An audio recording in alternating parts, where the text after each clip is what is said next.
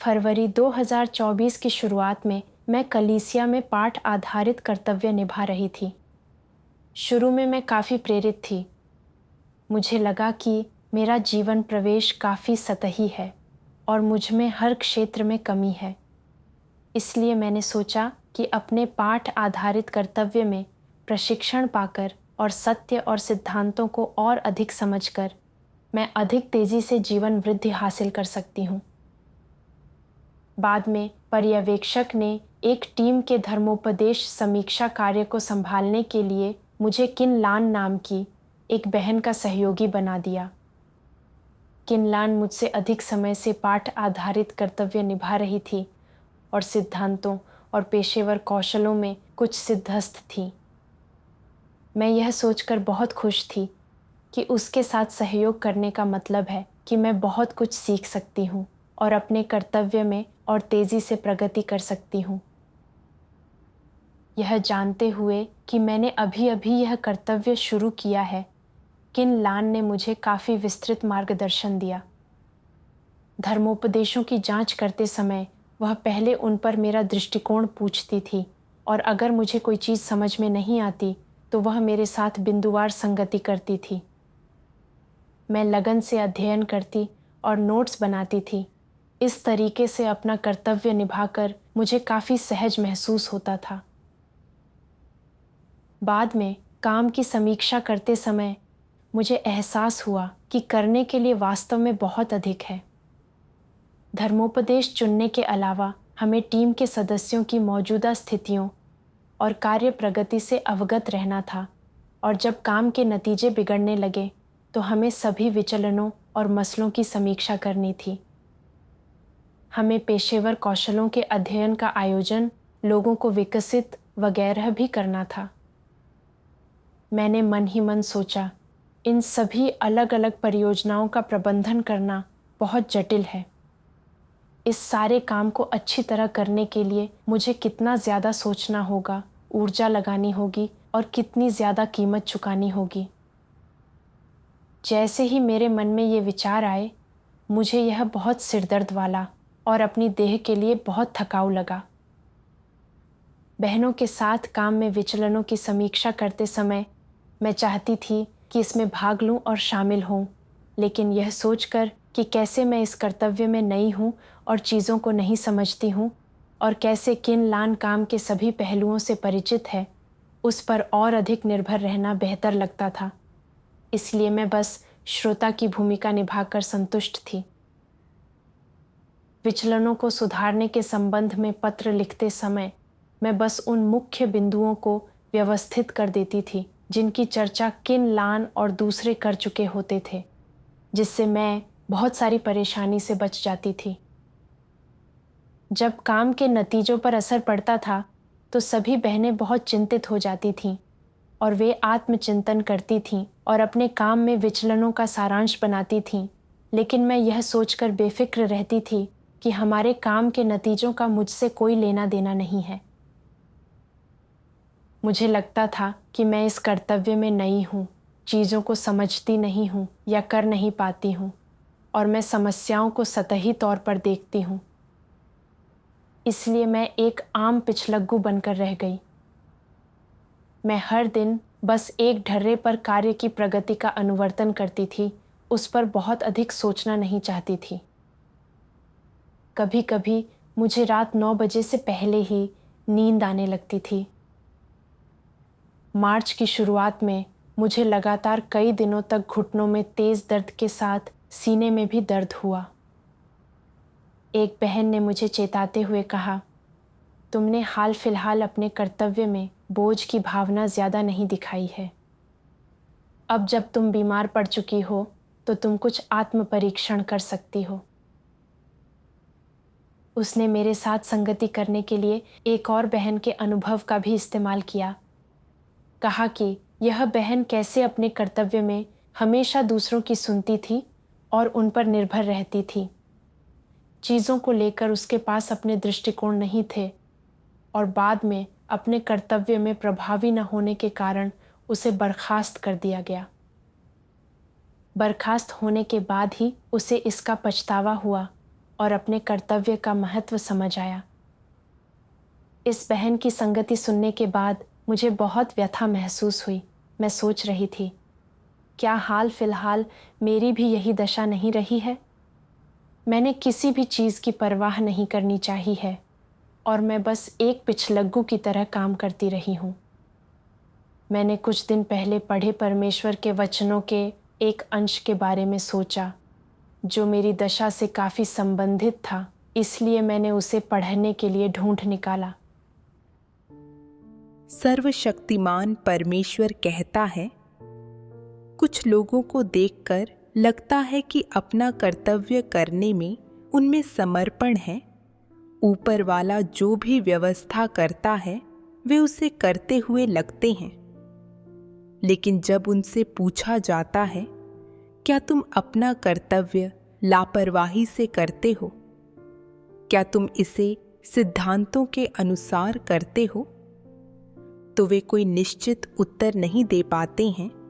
बस इतना कहते हैं, मैं वैसा ही करता हूं जैसा ऊपर वाला निर्देश देता है, और बेतहाशा गलत कर्म करने की हिम्मत नहीं करता। जब उनसे पूछा जाता है कि क्या उन्होंने अपनी जिम्मेदारी पूरी की है, तो वे कहते हैं, खैर, मैं वही कर रहा हूं जो मुझे करना चाहिए। देखा, अपना कर्तव्य करते समय उनका हमेशा इसी तरह का रवैया होता है। वे जल्दबाजी नहीं करते हैं, चीजों को धीरे धीरे करते हैं और आधा अधूरा मन लगाते हैं। तुम वाकई उनमें कोई गलती नहीं ढूंढ सकते, लेकिन अगर तुम उनके कर्तव्य निर्वहन को सत्य सिद्धांतों की कसौटी पर मापते हो, तो तुम पाते हो कि यह अकुशल है और मानक स्तर का नहीं है। और फिर भी उन्हें कोई परवाह नहीं है। वे पहले की तरह ही कार्य करना जारी रखते हैं, और वे अब भी वे चीजें नहीं करते हैं जिन्हें करने की उन्हें पहल करनी चाहिए। वे बिल्कुल भी नहीं बदलते हैं। क्या वे चिकने घड़े नहीं होते हैं? वे हमेशा यही रवैया बनाए रखते हैं। तुम्हारे पास हजारों शानदार योजनाएं हो सकती हैं, लेकिन मेरे अपने कुछ नियम हैं। मैं बस ऐसा ही हूं। देखते हैं तुम मेरे साथ क्या कर सकते हो। मेरा यही रवैया है। उन्होंने ऐसा कुछ नहीं किया है जो अत्यंत विश्वासघाती या बुरा हो, बल्कि उन्होंने कुछ अच्छे कर्म भी किए हैं। तुम क्या कहोगे कि वे किस मार्ग पर चल रहे हैं? क्या परमेश्वर में विश्वास और अपने कर्तव्य के प्रति इस तरह का रवैया अच्छा है?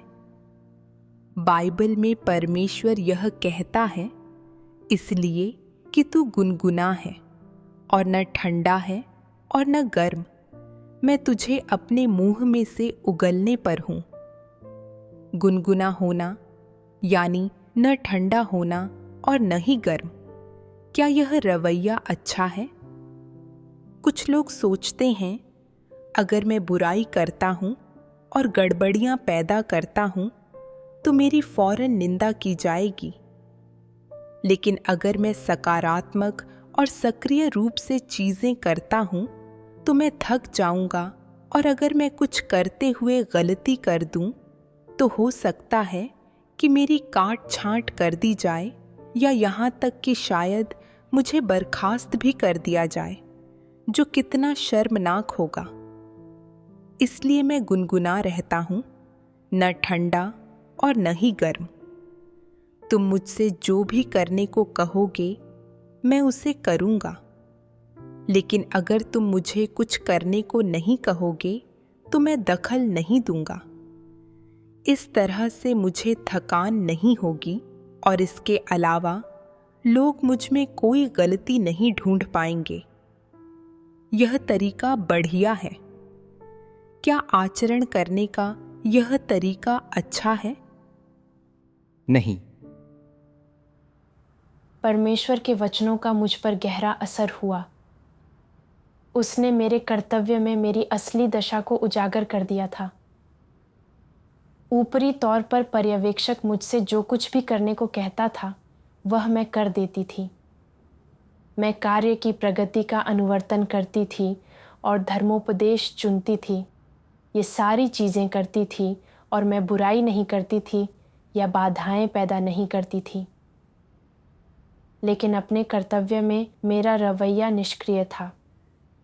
मैं 1 महीने से अधिक समय से पाठ आधारित कार्य कर रही थी और मैं हर दिन भ्रमित रहकर और तात्कालिकता की किसी भी भावना के बिना गुजार देती थी। मैं अपने कर्तव्य में बस एक पिछलग्गू की तरह काम करती थी। मैं पत्रों के जवाब में किनलान के दृष्टिकोणों के अनुसार चलती थी और काम की समीक्षा में शामिल नहीं होती थी।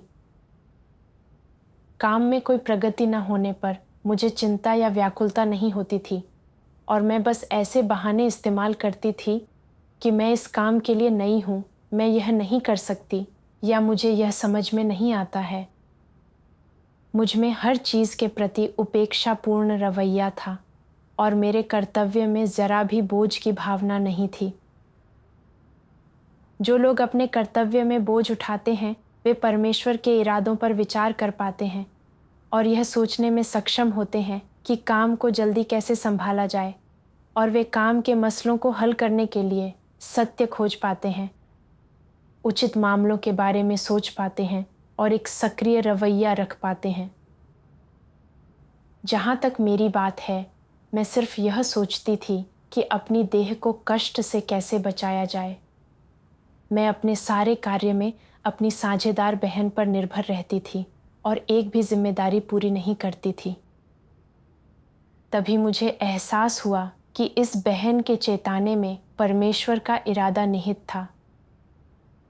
अगर मैं अपने कर्तव्य के प्रति इसी रवैये के साथ चलती रही तो यह बहुत खतरनाक होगा और मैं खुद को बर्बाद कर दूंगी। ये समझने के बाद मुझे लगा कि मैं संकट में हूँ और मैंने परमेश्वर से प्रार्थना की, हे परमेश्वर, मैं दूसरों पर बहुत ही अधिक निर्भर हूँ और बस एक पिछलग्गू बनना चाहती हूँ। मैं कभी भी चीज़ों के बारे में चिंता करने या कष्ट सहने को तत्पर नहीं रहती और मुझ में अपने कर्तव्य को लेकर बोझ की भावना ज़रा भी नहीं है। हे परमेश्वर, मैं इस न ठंडी न गर्म दशा में रहकर तेरी घृणा का पात्र नहीं बनना चाहती। मैं बदलना चाहती हूँ, कृपया मेरा मार्गदर्शन करो। उसके बाद मैंने सचेत रूप से अपने कर्तव्य में अपना रवैया उलट दिया, गंभीर मामलों को अपने मन में रखा और शाम को ऊँघना बंद कर दिया। क्योंकि मैंने पहले अपने कर्तव्य में उचित कार्य पर ध्यान नहीं दिया था या बोझ नहीं उठाया था, मुझे जल्द ही इसके परिणाम भुगतने पड़े। मैं जिस काम का पर्यवेक्षण करती थी उसमें कतई कोई नतीजा नहीं निकला और कुछ भाई बहन अपने कर्तव्यों में नकारात्मक और निष्क्रिय हो गए थे। जैसी कि कहावत है, पलटन सिर्फ उतनी अच्छी होती है जितना अच्छा उसका सेनापति होता है। चूंकि मैंने अपनी टीम के लिए सिद्धांतों के अध्ययन की व्यवस्था करने में कोई प्रगति नहीं की थी, इसलिए कुछ दिनों बाद पर्यवेक्षक ने इस काम का प्रभार किनलान को सौंप दिया। मुझे यह सुनकर सचमुच बहुत दुख हुआ और एहसास हुआ कि मैंने अध्ययन के लिए निश्चित समय की व्यवस्था नहीं की थी और बस निष्क्रिय रूप से यह इंतज़ार करती थी कि हर बार किनलान व्यवस्था कर दे।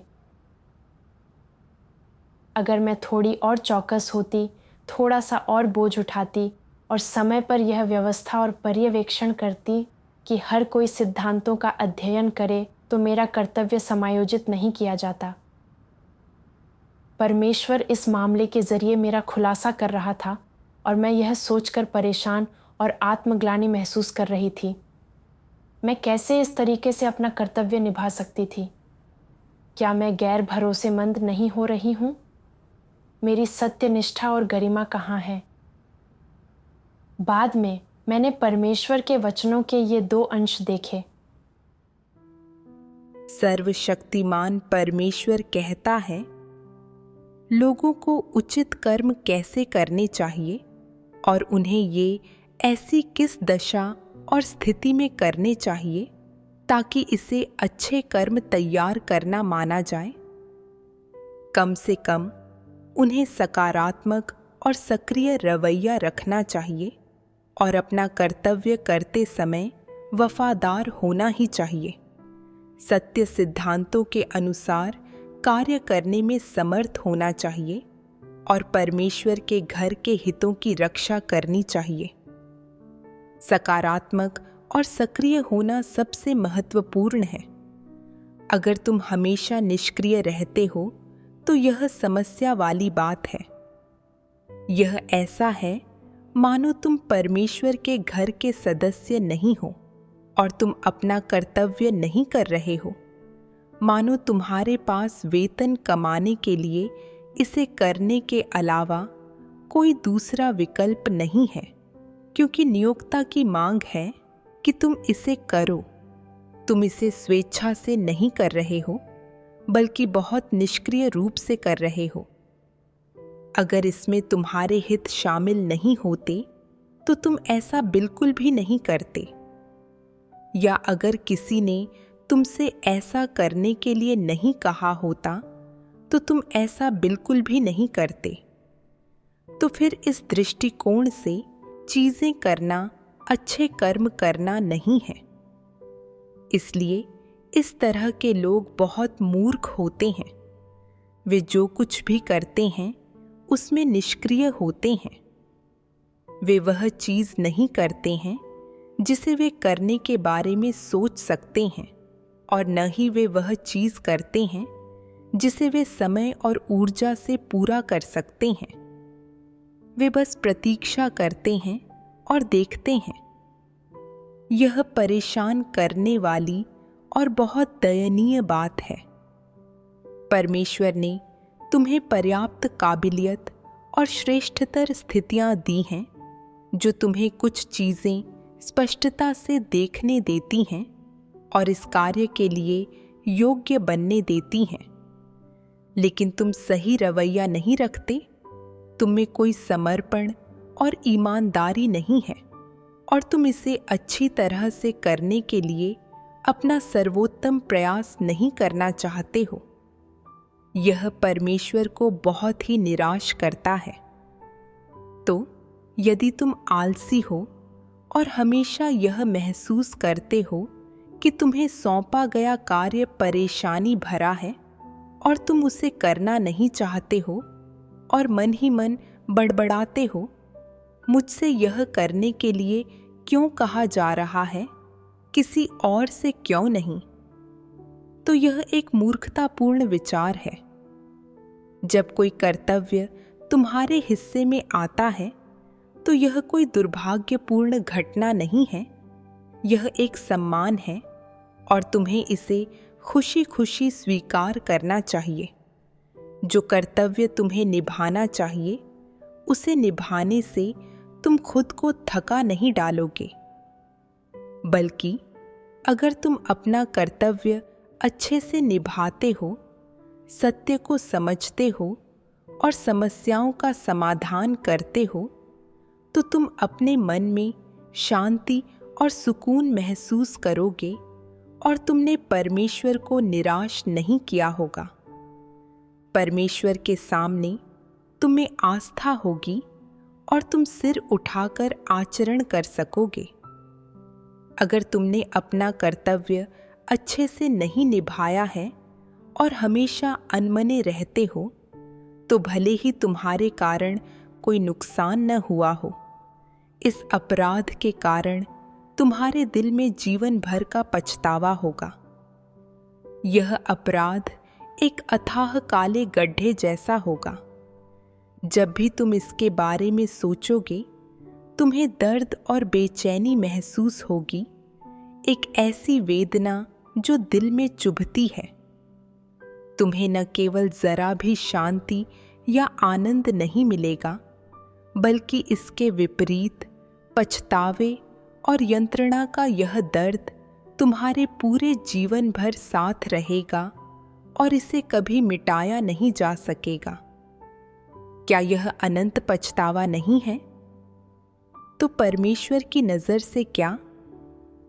परमेश्वर इस मामले को परिभाषित करने के लिए सत्य के सिद्धांतों का उपयोग करता है, इसलिए इसकी प्रकृति उससे कहीं ज्यादा गंभीर है जो तुम महसूस करते हो।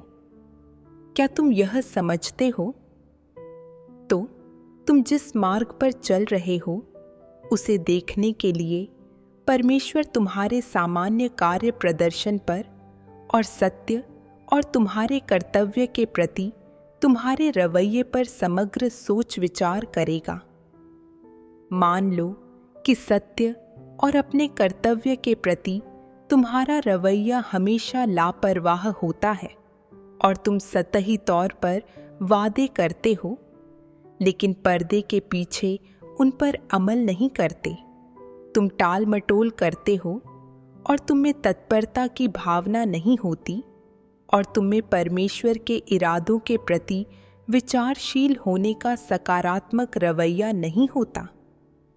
भले ही बाहरी तौर पर तुम गड़बड़ी और बाधाएं पैदा नहीं करते, बुरा काम नहीं करते हो, मनमानी और लापरवाही से काम नहीं करते हो या बुरे कर्म करते हुए निरंकुश नहीं दौड़ते हो, और देखने में तुम एक नियम का पालन करने वाले काफी शिष्ट व्यक्ति लगते हो, लेकिन तुम परमेश्वर द्वारा तुमसे जो करने की मांग की जाती है उसे सकारात्मक और सक्रिय रूप से नहीं करते, बल्कि तुम धूर्त हो और कामचोरी करते हो और वास्तविक कार्य करने से बचते हो।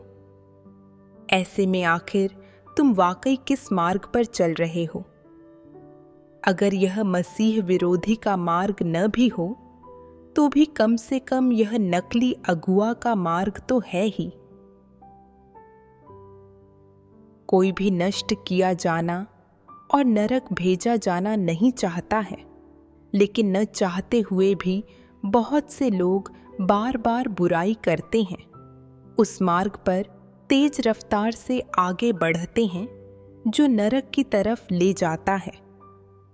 कुछ लोग परमेश्वर के घर द्वारा दिए गए कर्तव्य निभाने के अवसरों को बार बार अनदेखा करते हैं, पवित्र आत्मा के प्रेरित करने और पवित्र आत्मा की धिक्कार को अनदेखा करते हैं और परमेश्वर की अपेक्षाओं को अनदेखा करते हैं। वे अनमने रहने, अंधाधुंध कुकर्म करने, मनमाने और लापरवाह ढंग से पेश आने, गड़बड़ियाँ और बाधाएं पैदा करने, बेशर्मी से दुष्ट बने रहने और बुराई करने पर अड़े रहते हैं। कोई तुम्हें ये काम करने के लिए मजबूर नहीं कर रहा है और परमेश्वर के घर में कोई भी तुमसे ऐसा करने की मांग नहीं कर रहा है। स्पष्ट रूप से यह तुम्हारी निजी पसंद है। यह वह है जो तुम करने को तैयार हो, जो करना तुम्हें पसंद है और जिसे करने के लिए तुम जोश से भरे रहते हो। जब यह कहा जाता है कि जिस मार्ग पर तुम चल रहे हो वह नरक और विनाश की ओर ले जाता है, तो तुम परेशान और नकारात्मक महसूस करते हो। यहाँ नकारात्मक महसूस करने की क्या बात है? क्या यह तुम्हारी अपनी गलती नहीं है? क्या यह स्वयं प्रेरित नहीं है? क्या यह अर्जित नहीं है? कुछ लोग कहते हैं, जब मैं बुराई करता हूं तो वह इसलिए क्योंकि मैं खुद को रोक नहीं पाता। मैं हर बार अच्छे तरीके से चीजें करना चाहता हूं, लेकिन बाद में मुझे एहसास होता है कि मैंने जो किया वह अच्छा नहीं था। तुमने बुराई की और गड़बड़ियां और बाधाएं पैदा की और तुम कलीसिया के कार्य के लिए क्षतियां लेकर आए। हो सकता है कि तुम्हें तुम्हारे अपराधों के लिए जवाबदेह न ठहराया जाए, लेकिन तुम्हारे अपराध छिपे हुए जोखिम उत्पन्न करते हैं और भविष्य में तुम अपने अपराध दोहरा सकते हो। यह बहुत खतरनाक है। यह ठीक वैसा ही है जैसे कोई किसी मार्ग पर चल रहा है और हर कदम अपने पीछे एक निशान छोड़ रहा है। क्या तुम उन अपराधों को पहचानते हो जो तुमने किए हैं? क्या तुम उनके लिए पछतावा महसूस करते हो? क्या तुम शुक्रगुजार और दुखी महसूस करते हो? क्या तुम उनके कारण फूट फूट कर रोते हो? क्या तुम बदल चुके हो? क्या तुम सचमुच अपने कुकर्मों से नफरत करते हो?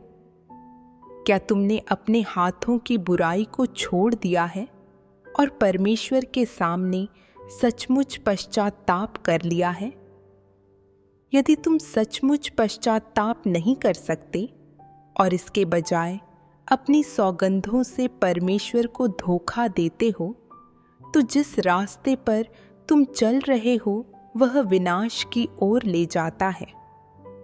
तुम्हारा हर कुकर्म नरक के फाटकों पर एक प्रहार है।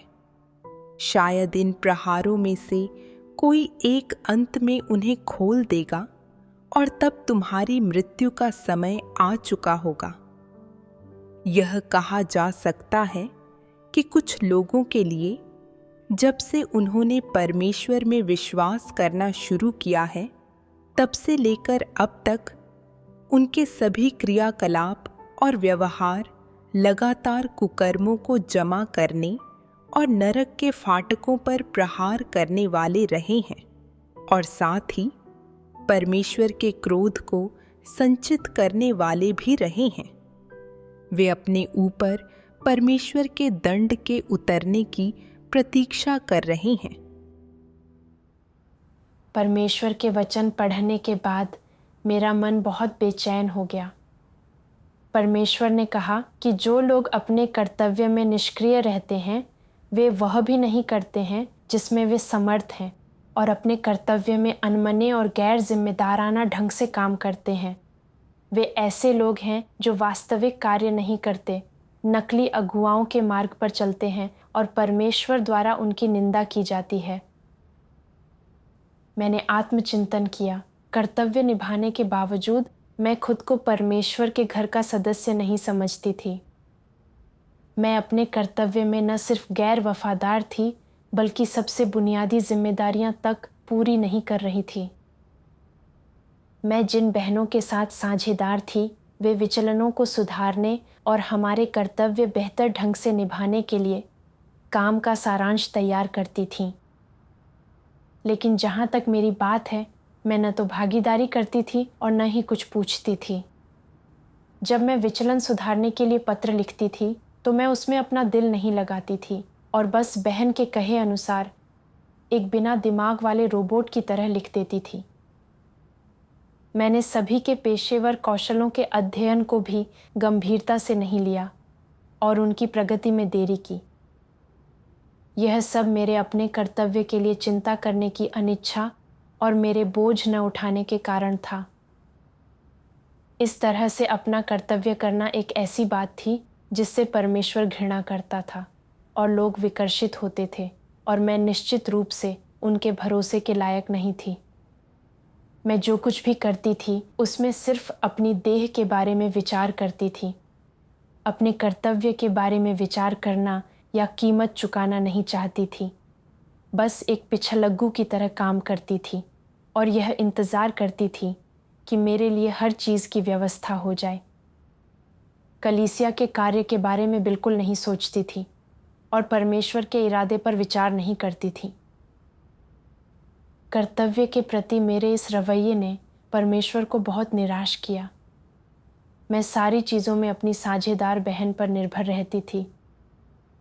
भले ही मेरी देह को आराम महसूस हुआ हो, लेकिन मुझे अच्छे कर्म तैयार करने का जो मौका परमेश्वर ने दिया था, उसे मैंने खो दिया, और बिखरे हुए पानी की तरह मैं इसे कभी वापस नहीं पा सकती थी। मैंने ऋणी और पछतावा महसूस किया। परमेश्वर के वचनों की इस पंक्ति ने तुम्हारा हर कुकर्म नरक के फाटकों पर एक प्रहार है, मुझे सचमुच झकझोर दिया। मुझे लगता था कि सिर्फ यहूदा और बुराई करने वाले दूसरे लोग ही नरक का द्वार तोड़कर खोल सकते हैं। लेकिन पता यह चला कि परमेश्वर हर उस घड़ी का हिसाब रख रहा था जब भी मैं आराम में लिप्त होती थी, अपने कर्तव्य में बोझ नहीं उठाती थी और पश्चाताप करने से इनकार करती थी, और परमेश्वर का रखा हुआ हर हिसाब नरक के द्वार को थोड़ा और तोड़कर खोल देता था। सत्य का अभ्यास करने में बार बार असफल होने से नरक का द्वार टूटकर खुलता है। यह परिणाम सचमुच बहुत भयानक है। इस पर चिंतन करने पर मुझे आखिरकार एहसास हुआ कि मैं सचमुच खतरे में थी, और मुझे यह सोचकर थोड़ा सा पछतावा हुआ। परमेश्वर ने मुझे अभी भी पश्चाताप करने का एक मौका दिया है। मुझे अपने कर्तव्य करने के अवसर को संजोना होगा और अपने अपराधों की भरपाई करनी होगी। मैंने परमेश्वर से प्रार्थना की, हे परमेश्वर, मुझ में लेश मात्र भी मानवता या विवेक नहीं है। मैं सिर्फ अपनी देह के सुखों में डूबे रहने की परवाह करती हूँ, और मुझे जो कर्तव्य अच्छे से निभाने चाहिए उनमें से मैंने एक भी नहीं निभाया है। मैंने तुम्हें बहुत ही दुख पहुँचाया है। हे परमेश्वर, मैं जानती हूँ कि इस तरह से अपना कर्तव्य करना मुझे बर्बाद कर देगा और कलीसिया के कार्य को नुकसान पहुँचाएगा। मैं पश्चाताप करने और तुम्हारी जांच पड़ताल स्वीकार करने की इच्छुक हूँ।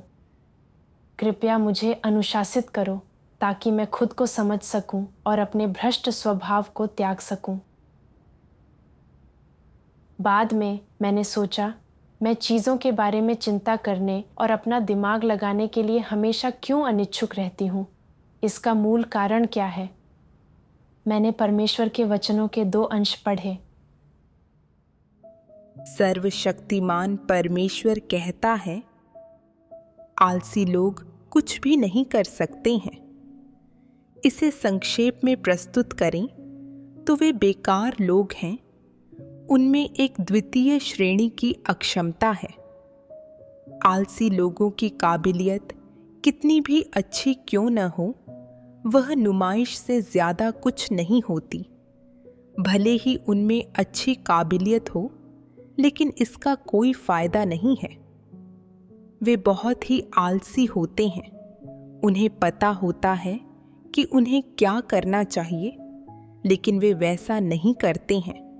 और भले ही उन्हें पता हो कि कोई चीज़ एक समस्या है, फिर भी वे इसे हल करने के लिए सत्य की तलाश नहीं करते हैं। और वैसे तो वे जानते हैं कि कार्य को प्रभावी बनाने के लिए उन्हें क्या कष्ट सहने चाहिए, लेकिन वे इन उपयोगी कष्टों को सहने के इच्छुक नहीं होते हैं। इसलिए वे कोई सत्य प्राप्त नहीं कर पाते हैं और वे कोई वास्तविक कार्य नहीं कर सकते हैं। वे उन कष्टों को सहना नहीं चाहते हैं जो लोगों को सहने चाहिए। उन्हें सिर्फ सुख सुविधाओं में लिप्त रहना, खुशी और फुर्सत के समय का आनंद लेना और एक मुक्त और शांतिपूर्ण जीवन का आनंद लेना आता है। क्या वे निकम्मे नहीं हैं? जो लोग कष्ट सहन नहीं कर सकते हैं, वे जीने के लायक नहीं हैं।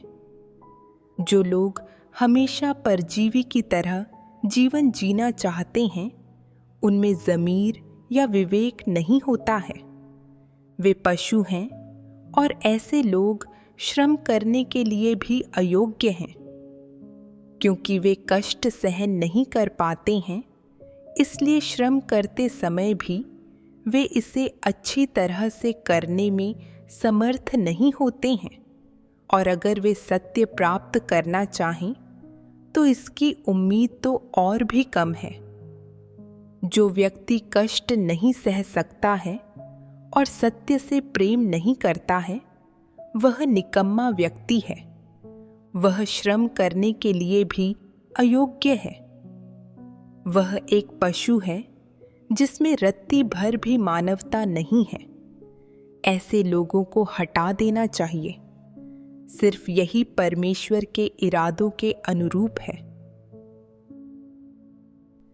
किस तरह के लोग बेकार होते हैं?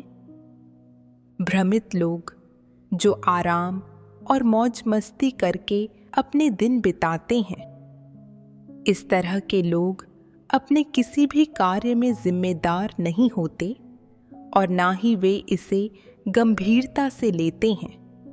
वे सब कुछ गड़बड़ कर देते हैं। वे तुम्हारी बातों पर ध्यान नहीं देते, चाहे तुम सत्य पर कैसे भी संगति क्यों ना करो। वे सोचते हैं, अगर मैं चाहूं तो मैं इसी तरह काम चलाऊ तरीके से कार्य करूंगा। तुम जो चाहे कह लो। वैसे भी इस समय मैं अपना कर्तव्य कर रहा हूं और मेरे पास खाने के लिए भोजन है, इतना काफी है। कम से कम मुझे भिखारी तो बनना नहीं पड़ रहा है। अगर किसी दिन मेरे पास खाने के लिए कुछ न हुआ तो मैं इसके बारे में सोचूंगा। स्वर्ग हमेशा मनुष्य के लिए एक रास्ता छोड़ेगा। तुम कहते हो कि मुझ में कोई ज़मीर या सूझबूझ नहीं है और कि मैं भ्रमित हूं। अच्छा, तो क्या हुआ? मैंने कानून नहीं तोड़ा है। ज्यादा से ज्यादा मेरा बस चरित्र थोड़ा कमजोर है, लेकिन इससे मेरा कोई नुकसान नहीं है। जब तक मेरे पास खाने के लिए भोजन है, सब ठीक है। तुम इस दृष्टिकोण के बारे में क्या सोचते हो? मैं तुमसे कहता हूं, इस तरह के भ्रमित लोग जो आराम और मौज मस्ती करके अपने दिन बिताते हैं, उनकी किस्मत में निकाल दिया जाना लिखा है और ऐसा कोई तरीका नहीं है जिससे वे उद्धार प्राप्त कर सकें। परमेश्वर के कठोर वचनों ने मेरे सुन्न दिल को झकझोर दिया और आलसी लोगों के सार को उजागर कर दिया। आलसी लोग कष्ट सहने और कीमत चुकाने के इच्छुक नहीं होते और हमेशा एक बेफिक्र जीवन शैली जीना चाहते हैं। ये लोग कुछ भी हासिल करने में सक्षम नहीं होते, इसलिए उनके लिए सत्य और उद्धार पाना तो और भी असंभव होगा। परमेश्वर कहता है कि आलसी लोग बेकार हैं, जानवर हैं और उन्हें हटा दिया जाना चाहिए। और मैं ठीक ऐसे ही एक बेकार इंसान की भूमिका निभा रही थी। मैं अपने कर्तव्य के बारे में सोचना और कीमत चुकाना नहीं चाहती थी और एक परजीवी की तरह जी रही थी। हर चीज़ के लिए दूसरों पर निर्भर रहती थी और मेरा बस लापरवाह रवैया रहता था। जब मैंने पहली बार अपना पाठ आधारित कर्तव्य शुरू किया था तो मेरे पास ऐसा कोई नहीं था जिस पर मैं निर्भर रहूं और मैं परमेश्वर पर निर्भर रहने, लगन से अध्ययन करने और कुछ लाभ प्राप्त करने में सक्षम थी। जब मैंने बहन के साथ साझेदारी शुरू की तो मैं उतनी लगनशील नहीं थी। मैं अपने कर्तव्य में गुनगुनी हो गई और काम के बारे में सोचना या कीमत चुकाना नहीं चाहती थी। बस आराम और फुर्सत में अपने दिन बिताकर खाना पूरी करने की कोशिश करती थी। मैं अपने कर्तव्य में बोझ नहीं उठाती थी, इसलिए मैंने ऐसे किसी भी काम की जिम्मेदारी नहीं ली जो मुझे सौंपा गया था। दूसरी बहनें मेरी चिंता करती थीं और उन्हें मेरा काम भी संभालना पड़ता था। फिर भी मुझे कोई होश नहीं था। मैं स्वाभाविक रूप से अपनी बहनों पर निर्भर थी। 1 महीने से भी ऊपर पाठ आधारित कर्तव्य निभाने के बाद भी मैं अभी भी ऐसे बहाने बना रही थी कि मैं इस काम के लिए नई हूँ, मैं यह नहीं कर सकती या मुझे यह समझ में नहीं आता, और कार्य की प्रगति का अनुवर्तन नहीं करती थी। मैं कितनी बेशर्म थी। मैं इस शैतानी फलसफे के अनुसार जी रही थी कि 4 दिन की जिंदगी है, मौज कर लो, और आज मौज करो, कल की फिक्र कल करना। इन्हीं पतनशील और भ्रष्ट विचारों और धारणाओं ने मुझे एक पतित इंसान बना दिया। मैं सिर्फ यह सोचती थी कि अपनी देह को कष्ट और चिंता से कैसे बचाया जाए, और इस बात पर ज़रा सा भी ध्यान नहीं देती थी कि अपना कर्तव्य अच्छी तरह से कैसे निभाया जाए। मैंने एक बहुत ही महत्वपूर्ण काम में देरी कर दी। मैं असल में कलीसिया के काम में गड़बड़ी कर रही थी और शैतान के सेवक के रूप में काम कर रही थी। परमेश्वर कहता है, यदि तुम परमेश्वर के आदेशों के साथ हल्के में पेश आते हो तो यह परमेश्वर के साथ अत्यंत भयंकर विश्वासघात है। ऐसा करने में तुम यहूदा से भी अधिक निंदनीय हो और तुम्हें शाप दिया जाना चाहिए। इन सब के परिणामों के बारे में सोचकर मुझे काफ़ी डर लगा। मुझ जैसा इंसान भरोसे के लायक नहीं था और अगर मैं इसी तरह खाना पूरी करती रही तो मुझे सचमुच हटा दिया जाएगा। मुझे ख्याल आया कि सूअर कैसे अपने बाड़े में हर दिन यह इंतज़ार करते हैं कि उनका मालिक उन्हें खिलाए और पेट भरने के बाद बिना किसी परवाह के गहरी नींद सो जाते हैं।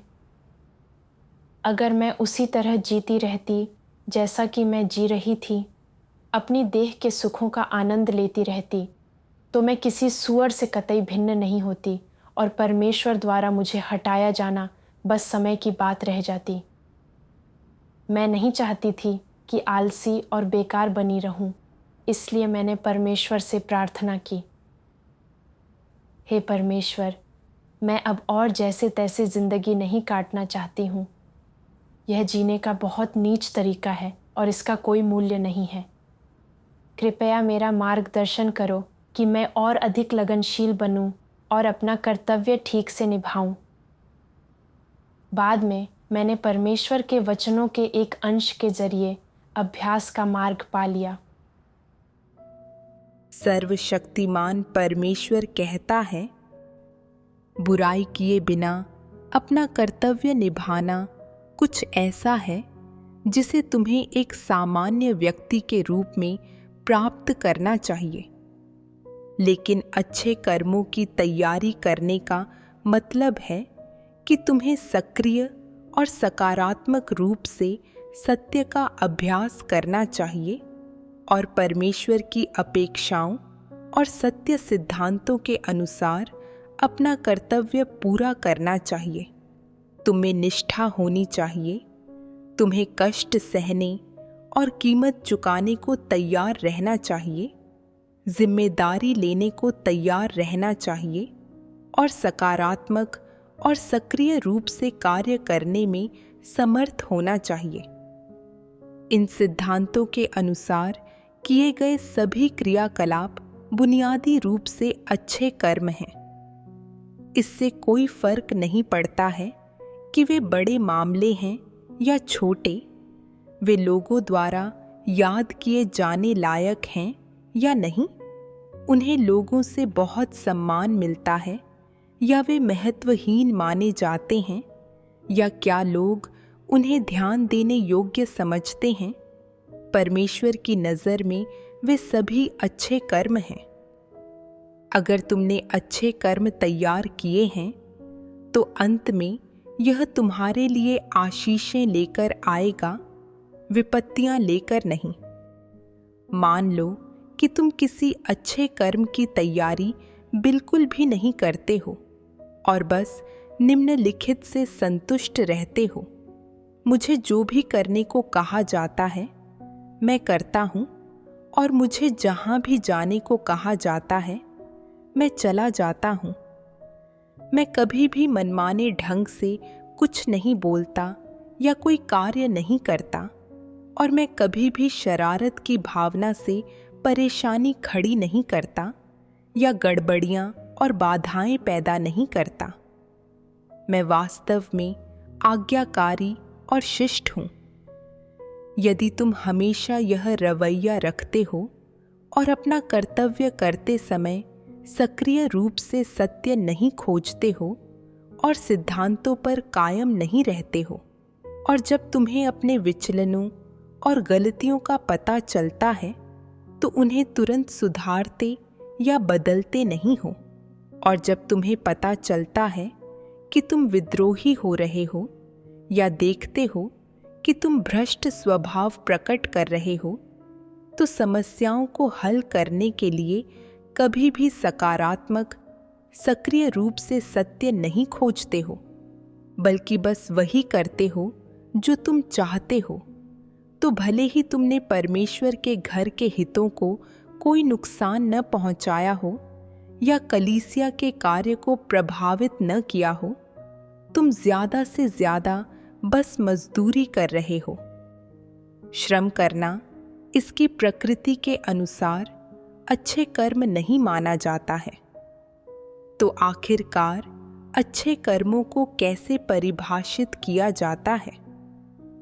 इस तरह कि तुम जो करते हो वह कम से कम तुम्हारे और भाई बहनों के जीवन प्रवेश के लिए उपयोगी होता है और परमेश्वर के घर के कार्य के लिए लाभदायक होता है।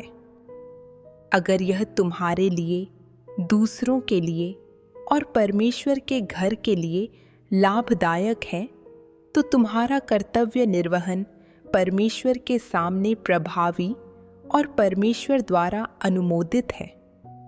परमेश्वर तुम्हें अंक देगा। इसलिए इन चीज़ों का मूल्यांकन करो। तुमने बीते वर्षों में कितने अच्छे कर्म तैयार किए हैं? क्या ये अच्छे कर्म तुम्हारे अपराधों की भरपाई कर सकते हैं? उनकी भरपाई करने के बाद कितने अच्छे कर्म बचते हैं?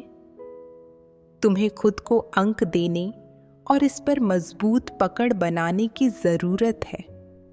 तुम्हें इस मामले को लेकर मानसिक भ्रम की स्थिति में नहीं होना चाहिए। परमेश्वर के वचनों में उसका इरादा और उसकी मांगें निहित होती हैं और वह हमें अभ्यास का मार्ग भी बताता है। एक सृजित प्राणी के रूप में अपना कर्तव्य अच्छे से निभाना बहुत महत्वपूर्ण है। सिद्धांत के अनुसार अपना कर्तव्य करना, मेहनती होना, कीमत चुकाना और बोझ उठाना, केवल इस तरीके से अपने कर्तव्य सक्रिय रूप से निभाकर ही व्यक्ति अच्छे कर्म तैयार कर सकता है और परमेश्वर के इरादे के अनुरूप हो सकता है।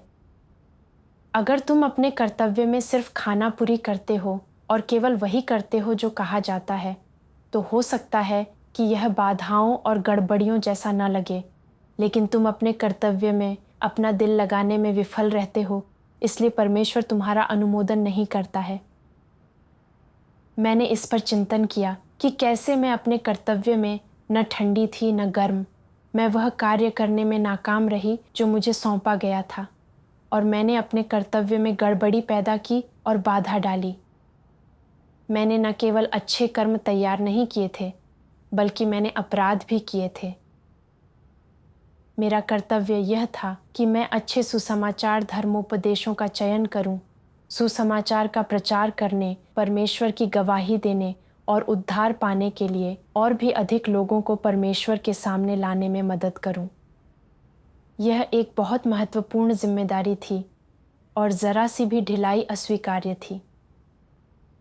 मैंने अभी अभी प्रशिक्षण लेना शुरू किया था और मुझ में अभी भी बहुत सारी कमियां थीं। मुझे अध्ययन करने और विचार करने में समय और प्रयास लगाना था और अपना कर्तव्य परमेश्वर की मांगों और सिद्धांतों के अनुसार निभाना था। मुझे काम की परवाह करना और उसके बारे में पूछताछ करना, अपने कर्तव्य के साथ जिम्मेदारी और लगन से पेश आना और अपने काम का बोझ उठाना भी सीखना था। केवल यही परमेश्वर के इरादे के अनुरूप होता। उसके बाद मैंने अक्सर परमेश्वर से प्रार्थना की, अपनी देह के खिलाफ विद्रोह किया, न ठंडी न गर्म और विचारहीन होना बंद कर दिया और अपनी जिम्मेदारियों को सक्रिय रूप से संभालने में सक्षम हो गई। मुझे यह एहसास भी हुआ कि कलीसिया ने मुझे बहन का जोड़ीदार इसलिए नहीं बनाया कि मैं देह के सुखों का आनंद ले सकूं, बल्कि इसलिए बनाया कि हम एक दूसरे की कमियों की भरपाई कर सकें और अपने उपयोगी विचारों को साझा कर सकें। अपने कर्तव्य का इस तरीके से निर्वहन हमारे विचलनों को कम कर देता, हमारे कर्तव्य के लिए लाभकारी होता और हमारे जीवन प्रवेश के लिए भी मददगार होता। मैं अपनी टीम के कार्य में सचेत रूप से भाग लेने लगी, अपने कार्य की समीक्षा में दिमाग लगाती थी और कुछ विचार व्यक्त करती थी, और जहाँ मुझ में कमियाँ होतीं वहाँ मेरी बहनें भरपाई कर देती थीं। इस तरह मिलकर सहयोग करने से हमारी संगति और अधिक परिष्कृत और लक्षित हो गई और इस प्रक्रिया में मुझे भी चीज़ें हासिल हुईं। तब मैंने उतना विचारहीन होना छोड़ दिया और मैं अपने कर्तव्य में दिमाग लगाने और जो मैं जानती हूँ उसे अमल में लाने में सक्षम हो गई। इस तरीके से अभ्यास करके मैंने और अधिक शांत महसूस किया। कुछ समय के बाद मुझे यह महसूस नहीं हुआ कि मैं पहले जैसी भ्रमित हूँ। मैंने सत्य और पेशेवर कौशलों में उन्नति की और मैं परमेश्वर के प्रबोधन और मार्गदर्शन को महसूस कर सकती थी। परमेश्वर का धन्यवाद